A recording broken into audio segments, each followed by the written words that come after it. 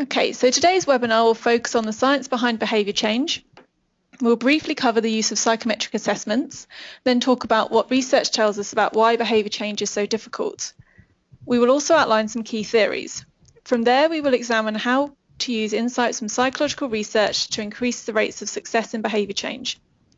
At the end of the presentation, we'll introduce you to Propel for Personality, which is an online behaviour change platform based on research.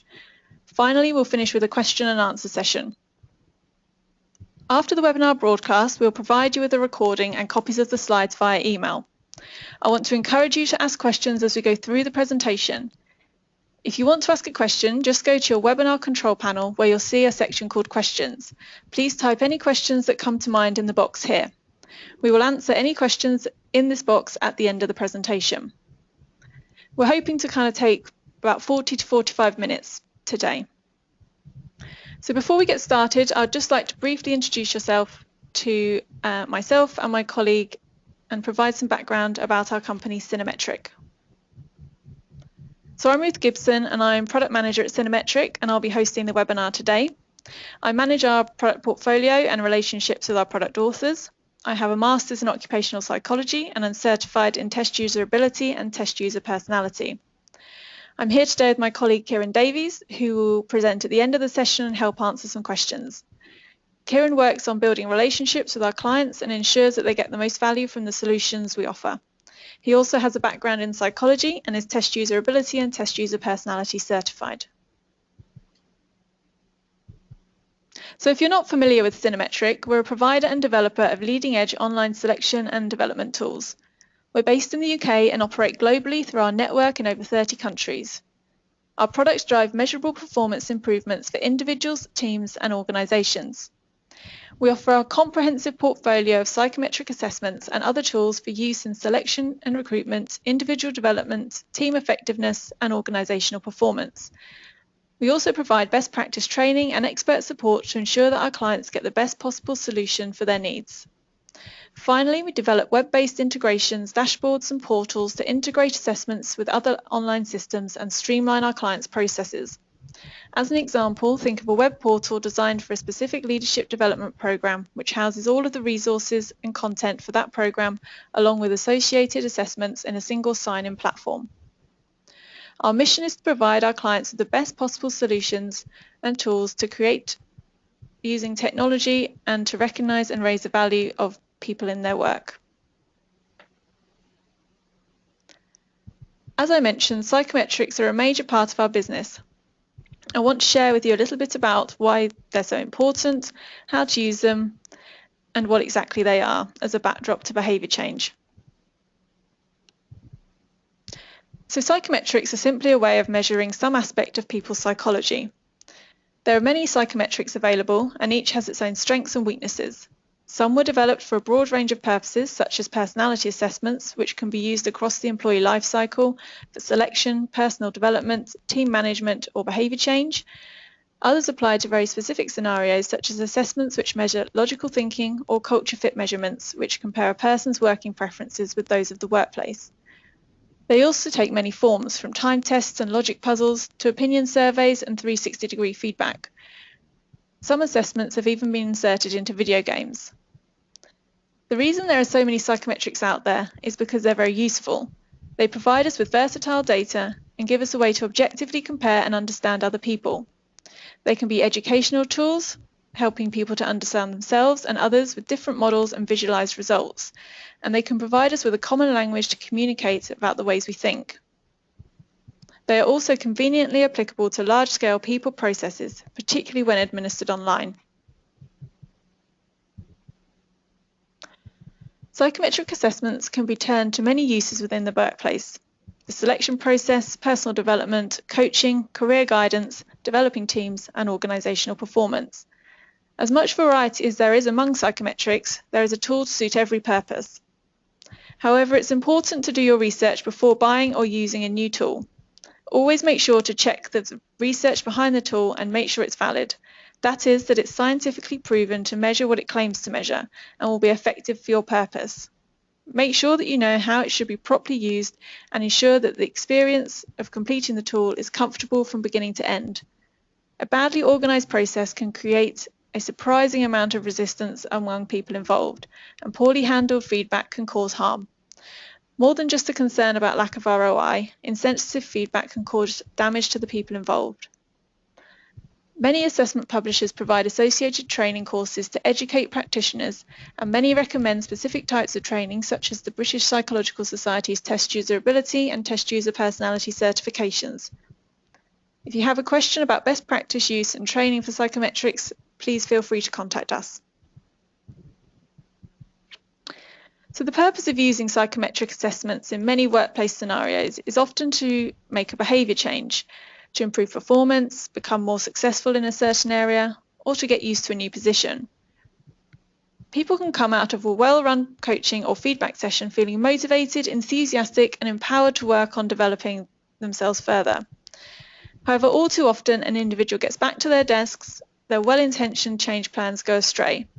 Even after providing individuals with the detailed and valuable information gained from an assessment and reinforcing those insights with the coaching session, these efforts do not necessarily lead to any change. So the next question is, why do our efforts at changing our behaviours fail so frequently? How does change work? We're going to present some of the insights researchers have given us into the realities of change. First of all, research has shown over and over again that change is just plain hard. There are many reasons that best intentions may not pan out in the real world, and various obstacles which can block people from carrying through with their goals. Above all, when presented with any sort of challenge, returning to our old ways of working is easy and automatic. In addition to the demonstrated effort it takes to change a behaviour, research shows that it's even more difficult to sustain that behaviour, even after successfully completing a goal. Much of the research on behaviour change has focused on health habits, as they are common types of behaviour that people attempt to change. New Year's resolutions are a classic example of behaviour change efforts and are famous for their failure. 25% of people abandon new behaviours after 15 weeks, and 60% end up making the same resolution again the next year.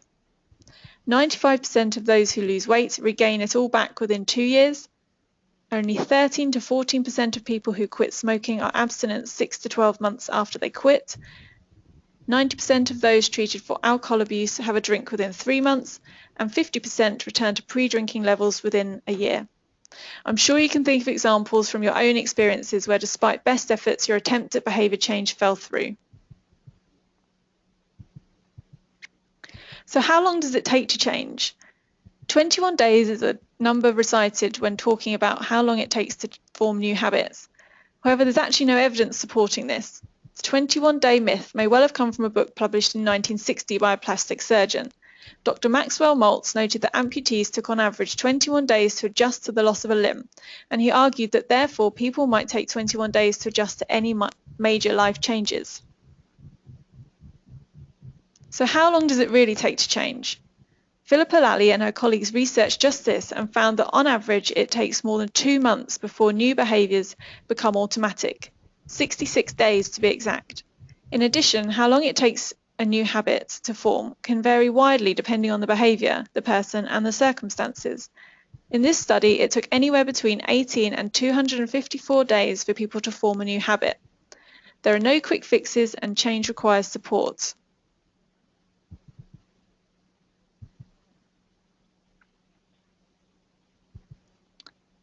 There are a number of theories of change, and a couple which are key to what we're discussing today: triggers and the 70-20-10 rule. One key concept of behaviour change is Marshall Goldsmith's work on triggers. Goldsmith noticed that some people changed with coaching, while others, who seemed identical in every way, did not change. The difference wasn't the coach, but the individual, and rather than an issue with the person's skills or ability, the problem was the environment. Goldsmith found that a person's environment plays a huge role in their ability to make meaningful change. Our environment can hold us back in many ways by triggering old behaviours, and triggers can come in many forms: habits, smells, people, sounds, sights. Triggers can be external or they can be internal. They can be daydreams and they can be thoughts. All triggers follow the same process. Where a trigger happens, it sets off an impulse and you act. By becoming aware of our typical triggers, we can modify that sequence to trigger, impulse, awareness, choice, and behaviour. By adding awareness, this gives us a choice to adjust our behaviour in the moment. Once you're aware of your triggers, you can anticipate where they might arise and arrange to avoid them. If you can't avoid them, you can learn to recognise triggers and adjust your behaviour in the moment. Also consider the 70-20-10 rule that emerged from 30 years of Centre for Creative Leadership lessons of experience research, which explores how executives learn, grow and change over the course of their careers. This rule suggests that successful leaders learn within 3 clusters of experience: challenging assignments, 70%, developmental relationships, 20%, and coursework and training, 10%. Most organisations acknowledge that formal training alone can be limited in impact. Now we'll examine some of the ways we can apply research insights from behaviour change to increase our chances of successfully making that change. Focus on implementation. Research has shown that even more important than the goal itself is the plan of how the goal will be achieved. While intentions play a key role in generating goal topics and timelines for achievement, their overall impact on behaviour change has proven to be modest, in the region of 20 to 30%. And goal intentions alone may not always result in successful maintenance of behaviour over time. Meanwhile, over a decade of research and nearly 100 studies have shown that implementation intentions double a person's likelihood of achieving their goals. Key questions about how the change will be implemented need to be answered. When will the person have the opportunity to practice the new behaviour? Where will the opportunity come about? And how will the person behave in these opportunities going forward? Behaviour must always be observable and measurable. Use ranged goals. It's tempting to aim for a very specific target to demonstrate focus and determination towards our effort to achieve. However, research has shown that those who set more specific goals, for example, I aim to save £50 this week, as opposed to low-high range goals, for example, I aim to save £40 to £60 this week, are less likely to engage and re-engage in their goal. Keep a record and share goals. Recording goals is a simple tip with a large impact on the chance of successful goal achievement.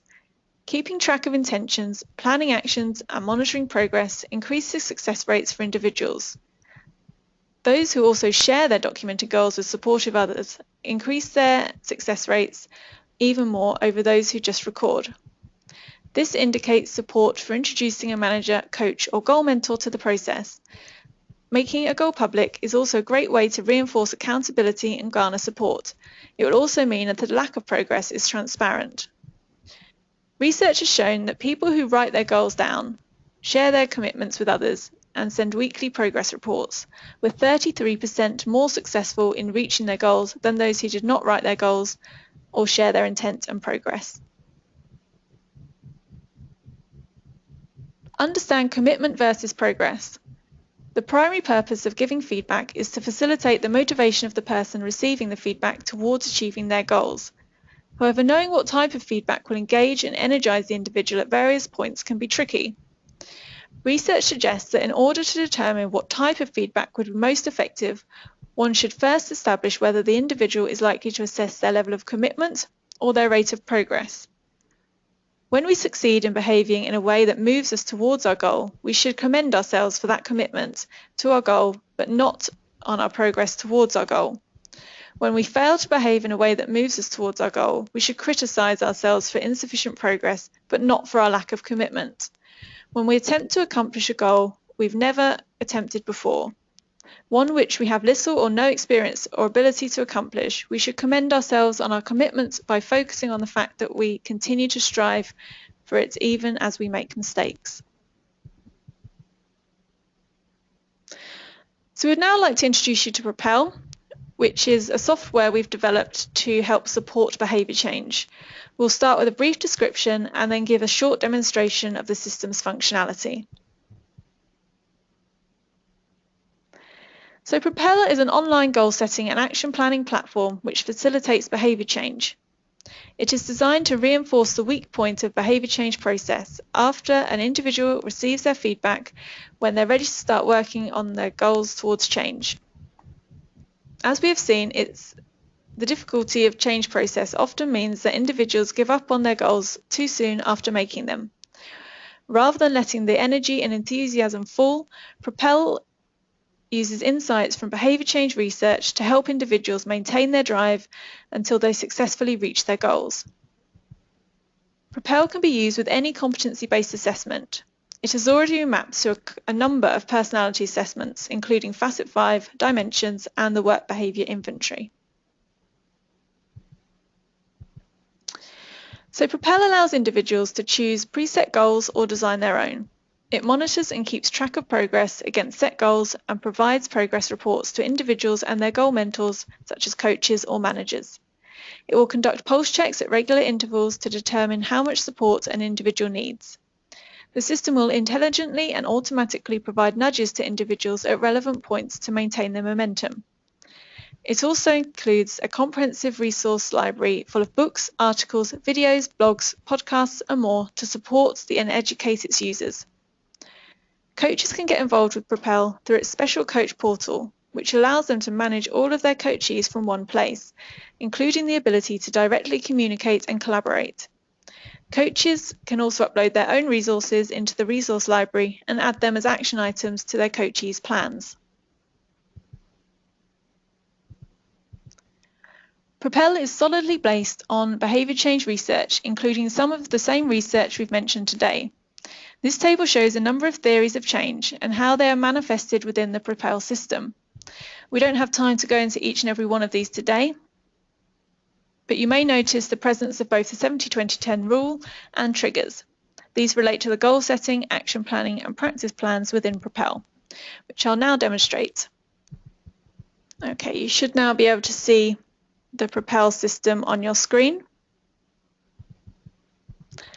And the version of Propel that I'm going to be demonstrating today has been mapped to Facet 5, and this is a Big 5 personality assessment, and it has 13 different subfactors. When you first use Propel, it comes into play once an individual has completed the assessment and discussed their report in a feedback session or coaching session. The outcome of those sessions is often some goals to work on, whether it be that the individual wants to move towards a promotion or to become a better performer in their current role.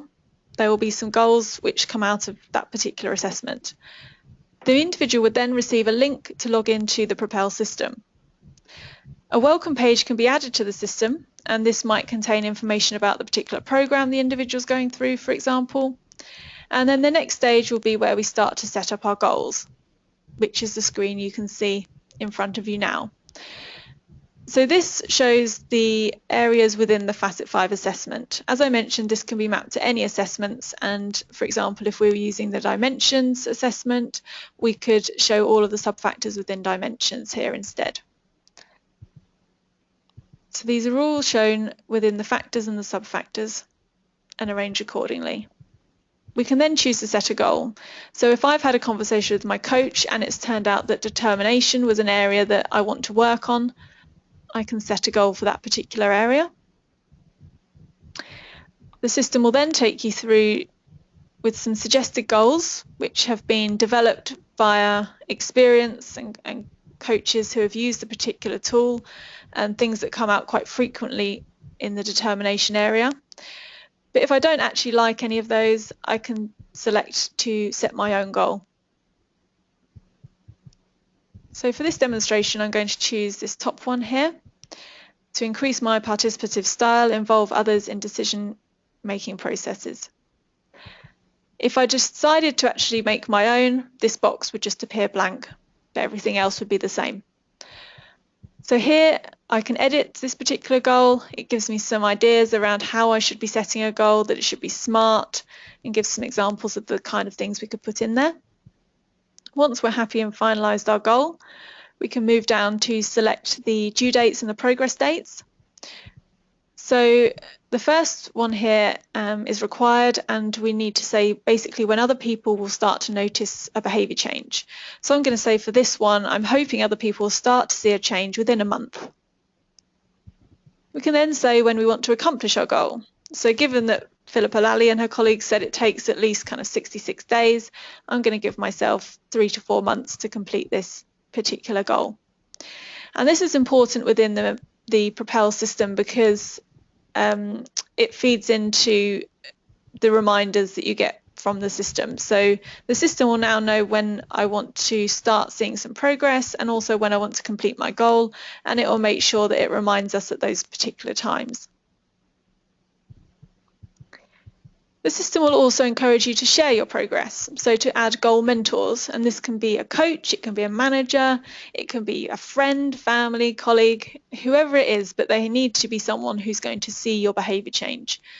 And we can add their first name, last name and email address. What happens then is they get an email to say they've been added, and then anything that you update within your goal, they will also get an update on. So once I'm happy with that, I will click Save. This will then take us through to start being even more detailed for the particular goal. So we now need to start thinking about when we're going to have opportunities to practice this new behaviour. So the example it gives here is in my weekly meetings with my direct reports. So we can pop that in. But it could be anything. What's your trigger going to be for your new behaviour? So you write that down. It then asks you when over the next 6 weeks you're going to be able to practice that behaviour. And given that this example is within the weekly meetings, I'm going to say each of those happen on a Tuesday every week. So every week on a Tuesday I'll be practicing my new behaviour, and my trigger will be my weekly staff meetings. We then dig down into even more detail, and it asks you to say what exactly are you going to practice. So in the example here, I will solicit input from each staff member without interrupting and summarise what I hear first before suggesting my own ideas. So we're really getting quite specific around the behaviour we're going to be demonstrating.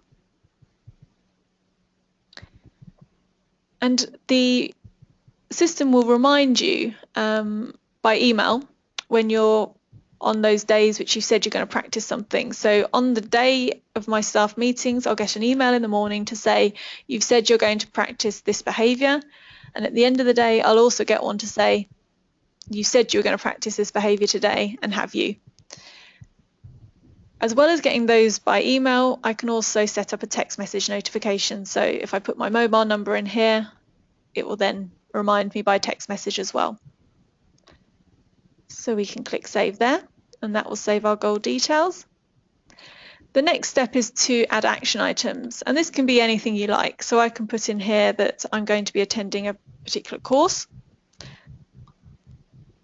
I might need to set up a mentoring session, whatever it might be. The system also has a really large resource library which are mapped to the particular tool that we're using.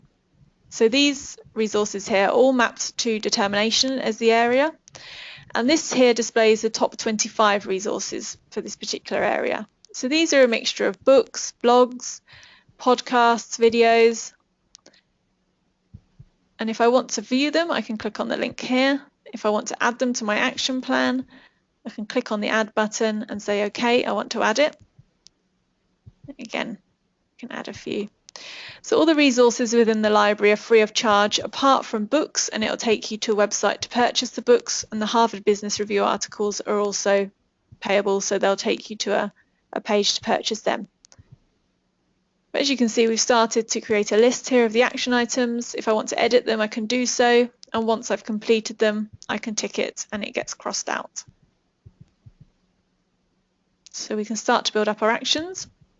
The other things you can do within the system are to start your own resource library as such in the Files and Reports tab. So we can upload PDF documents. So this could be your assessment report, any articles that you want to add to your goal, whatever it might be, and you can start your own library that's all connected in one place to your goals. You can also access the full resource library, and as I mentioned, these are all mapped to whichever tool we're using, this one being Facet 5. So if we go back into determination to view the full resource library available around determination, we can see various tabs here. So depending on your learning style, you may prefer to learn via looking at videos or books, whatever it might be, and we can click in and view each of those. Again, we can add straight to our goal and it will be put back into our action items. And where it says suggested, these are the ones we've already seen. So these are the top 25 that I mentioned previously. So there's a huge resource library available as well. We get a development feed within the system, and this gives us basically all the things that we've done within the system and the dates we've done them. So if we want to go back to any particular time point, we can just click directly on the link and it will take us back to that point in time within the system. So if we go back to our goals, we can see how many goals we've set up. We've only just done the one, but if I wanted to set up another goal based on this particular tool, I can do so, work on a couple at a time. We can also click back in to show the details. And here we can see that the action items, so I can come in here to update anything, and I can start a conversation here with a coach or goal mentors, just to kind of keep the goal process going. So if, say, I've been practicing this particular behaviour for a month now, after a month I said I hoped other people would start to see some change. But I don't know whether other people are seeing any change, so I can now request feedback from the system. So this asks you to just verify your goal, and we can make changes and edit this box as well. It asks you to invite your raters, so who do you think will have seen some change, or who do you hope would have seen some change? We can choose to collect the feedback anonymously, or we can openly do that, and we can add new raters. Again, as many raters as you want, the number is unlimited. And we can customize our invitation. So for example, we might want to add a deadline date in here. Once we're happy, we can tick continue and request feedback. Let me just show you what they will receive. So they'll receive your goal you're working on. They'll receive a question, which is based on a very simple change scale. Has the person improved, not improved, got worse, or you haven't been able to view their behaviour? There's also a comments and feedback box as well. So this wouldn't take anybody very long, probably less than a minute to complete, and it gives the individual working towards a goal some really tangible feedback on how they're doing. And they could do that every month then. So if I did this one this month, I want to track again next month, and that will show then 2 months side by side to see how I'm progressing. So that's a kind of brief overview of the system and what you get with Propel. I'm just going to now move back to the slides where I'll show you the coach portal as well, and some of the functionality within that. Okay, so as I've mentioned, there's a coach portal which integrates with the individual account on Propel. So what I've just demonstrated is the individual accounts, what each individual who is working towards goals will view and use. On top of that sits a coach portal. So when the person is working with a coach, there is an added benefit that you can also have this coach portal integrated. So this allows the coach to have access to all the features that the individual has access to within Propel. This includes the ability to set up goals, add action items, access to the resource library, creating practice plans, inviting goal mentors, and requesting feedback. In the coach portal, the coach has access to a dashboard which provides a quick snapshot of how many goals each person has initiated, and the coach can add and have as many coachees as they like within this dashboard. There's no limit. There's a section on here called Notes, which I think you can just see here. And this feature is only available in the coach portal and not in the participant portal. Within the Notes section, coaches can keep confidential coaching notes that only they will have access to. And this allows the coach to just come to one place to house all of their coaching needs.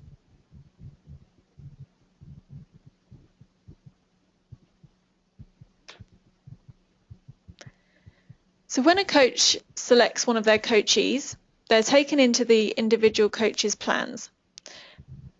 This enables the coach to see the goals that have been set up, the action items, selection of goal mentors, scheduled practice plans, and goal evaluations initiated by the individual.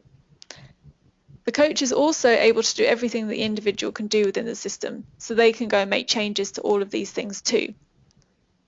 With the coach portal and the individual portal, it really becomes a two-way process. The coach will have access to the resource library within Propel, and they can also build their own resource library for use with their clients. They can add their own resources as action items for their clients too. As I mentioned previously, the coach or coachee can initiate the request for feedback, and the results can be immediately seen by both the coach and the coachee within the system. And this is what the feedback looks like. When you have a number of months or number of weeks of feedback, you'll see kind of the two lines next to each other as well.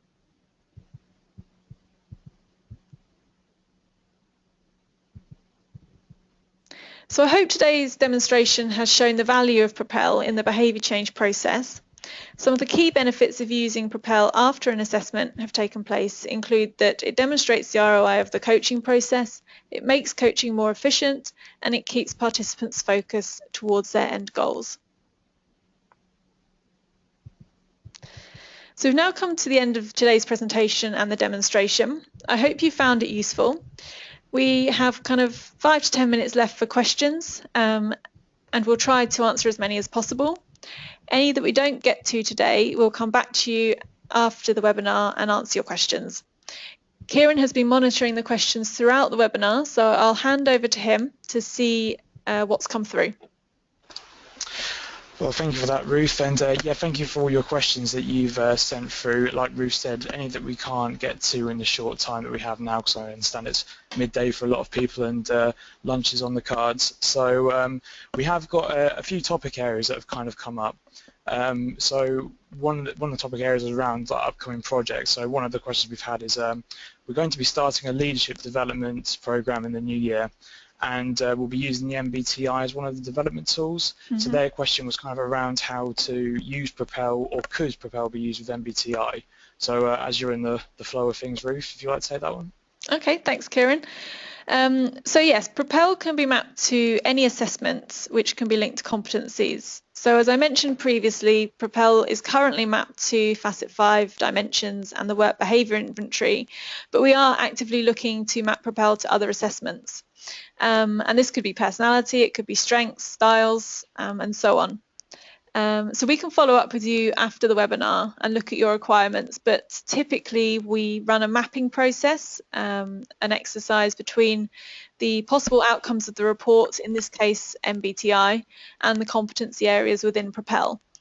And this enables MBTI, or the MBTI framework, to be linked to the Propel resources and the structure. We would build suggested goal statements, and then they would be uploaded into the system. And we would create a version mapped to MBTI, which would mean that an individual would complete the MBTI questionnaire, they would have their feedback or coaching session, then they would log on to Propel, and then what they'd be presented with would be the areas of MBTI that they've seen in their report. So they can easily then go on to develop their goals based on that conversation they've had with their coach. And the system would then take them through the whole goal setting process for the relevant areas. So I hope that helps to answer your question, and very happy to follow up with you afterwards to talk about your particular needs for the requirement for your project. But absolutely, Propel can be used with MBTI or any other assessment that we can map it to. Yeah, brilliant. And we just had as you were just giving that answer there, Ruth, we just had a few more questions regarding different types of assessment. And I think, yeah, just to reiterate your point, that any competency-based assessment has the potential to be mapped to Propel. So obviously, it's just judging each assessment on its merits, and obviously the mapping process. But no, very good. Another kind of topic area that we've had, and it's kind of been a reoccurring question, has kind of been around whether Propel actually tries to replace a coach, given that obviously it has an extensive competency-based resource library, and obviously you have the development plans and the tracking system. So I mean, I guess that the Propel was designed not to replace the need for a coach. and the tool has kind of been designed really to actually facilitate the role of the coach in order to bring about successful behaviour change, and that's what the research has also suggested. But because Propel has, and we've tried to develop it to be as easy to use as possible, intuitive and effective, it could very well be used as a self-directed tool for leaders within an organisation, someone keen on professional development, or someone just looking at their own personal development. So no, it's to reiterate, it hasn't been designed to replace the need for a coach, but to actually make the coach's role more effective. And I don't know if there's anything you want to add on that, Ruth? No, that sounds great. Thanks, Kieran. Brilliant. And kind of like the other topic area we're kind of getting is, are the resources in the Propel library up to date, and how are they kind of maintained? Okay, I'm happy to take that one. So yeah, we're very committed to making sure that we have the most useful and up-to-date resources within the system that can support the development of the leaders using the system. So we actually have a member of staff who's dedicated to this resource library and updating it each week to add, delete and modify new and existing links to books, podcasts and other media. So it's constantly being kind of looked at and revised, because we know how quickly there's new articles out there on leadership every day. So we need to keep on top of it to make sure that the most up-to-date and useful information is within the library. So absolutely, there's actually over 1,500 resources within the library on Propel. So it's a really extensive library, and like I say, being added to all the time as well. Yeah, brilliant. And yeah, I think that's probably kind of come up to our time, I guess, Ruth. I think it is, yeah. So we will come back to anybody who hasn't had their question answered. We'll come back to you via email. So thank you for all your questions, and thank you for attending today's webinar. We hope you found it useful and informative. If you'd like to contact me directly, you can do so at rgibson@cinemetric.com. But thank you very much again, and enjoy the rest of your day.